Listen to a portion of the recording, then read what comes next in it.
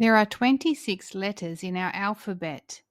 5 of those letters are vowels, and here they are pictured in aqua circles, A, E, I, O, and U. All the rest are called consonants. Every syllable contains a vowel, and this can include the letter Y when it's representing a vowel sound. Syllables are like the beat in a word. You have practiced breaking many words into syllables. There are a few different types of syllables, and today we're going to look at open and closed syllables. An open syllable is where it has a vowel sound at the end of the syllable. It can have a consonant before it, or it might just be a vowel on its own. Whereas a closed syllable, you can see here that the vowel is closed in because it's surrounded by consonants.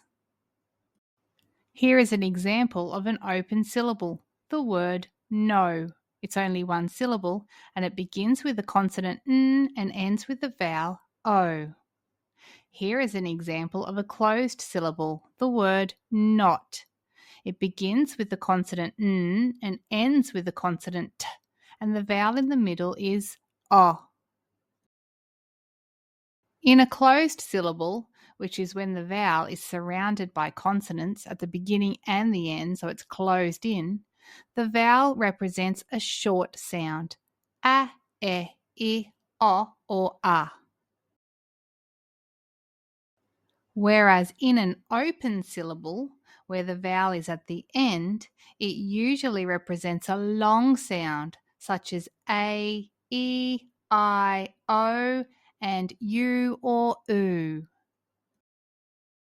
These spelling generalizations are not rules. There are some words which don't follow the pattern. Let's take a look at some words now and identify whether they're open or closed syllables and find out if they follow the patterns. The first syllable here is an open syllable. It ends with a vowel. So let's try the long sound first. See.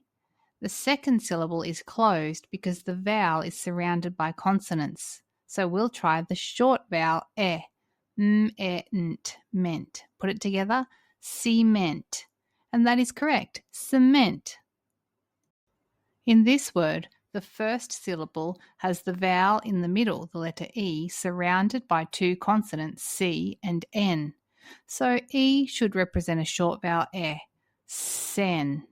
In the middle syllable, we can see the letter T-I. This is an open syllable because it ends with the vowel. So, according to the pattern, it should be a long vowel, tie. And finally, we can see a split digraph here, so it doesn't fall into the category of open or closed syllable. It's just peed. Let's put it together. Centipede. Centipede. That doesn't sound right, and there's a reason for that. Do you remember schwa? Schwa is an unstressed vowel sound that makes a weak sound, and that's what we're seeing in the word centipede. Let's replace the I sound for the schwa sound a. Centipede. Centipede. That's better. In this first syllable, E is surrounded by two consonants. So it's a closed syllable representing a short sound ser. Here in the second syllable, we have the letter E on its own. So it's an open vowel ending with a vowel. We'll try the long vowel E. In the third syllable, we have another open syllable because it ends with a vowel. So we'll try the long vowel O, mo. And in the final syllable, it also ends with a vowel sound, but using the letter Y. And we know that at the end of multi-syllable words, the letter Y represents the sound E. So I'll put it all together. Ceremony. Ceremony. This word does follow the pattern. In this word, the first syllable has a digraph as the final sound, so it's not open or closed. It's a different type. So we can just sound it out, sir. And then in the middle, we have a consonant followed by a vowel. This is an open syllable. Let's try the long vowel U, U, and at the end we have a digraph at the end, so it's a different type of syllable. So we'll just sound it out, la. Put it together, circular, circular.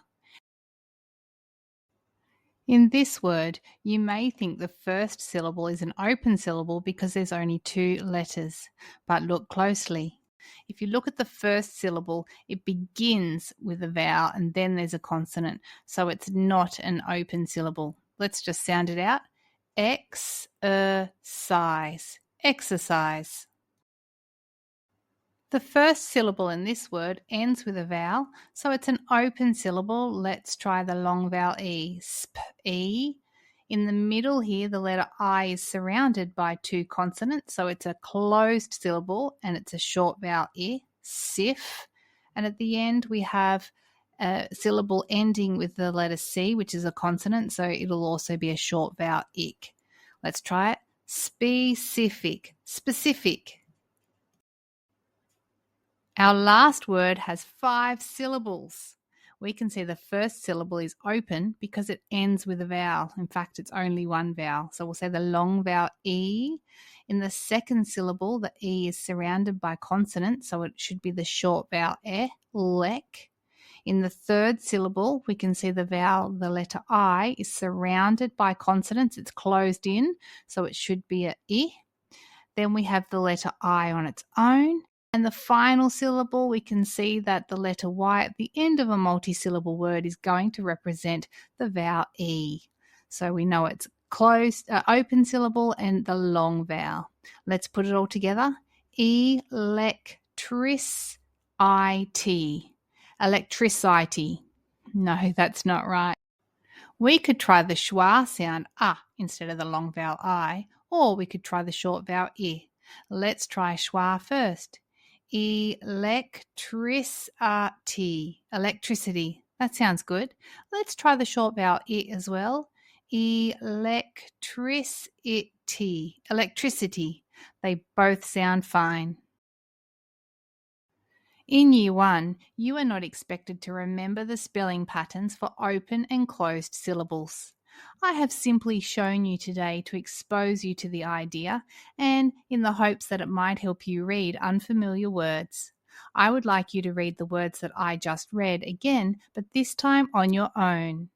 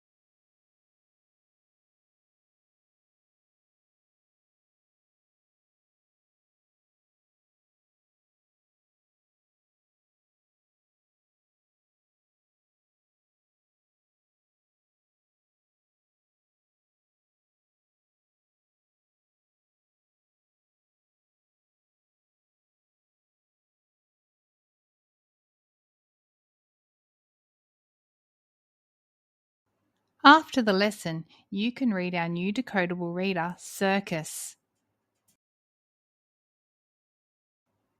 This decodable text will give you more practice in reading words where the letter C represents the sound S.